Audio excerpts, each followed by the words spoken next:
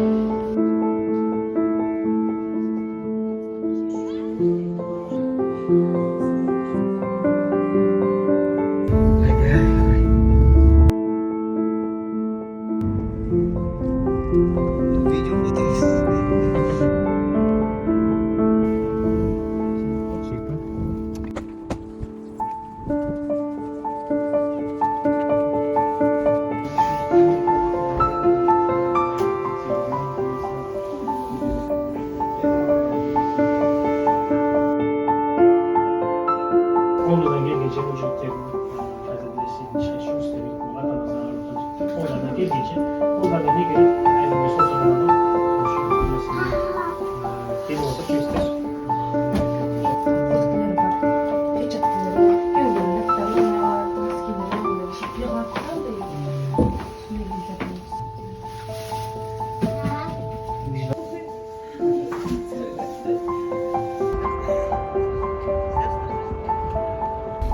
Şimdi olaya ay başlasın.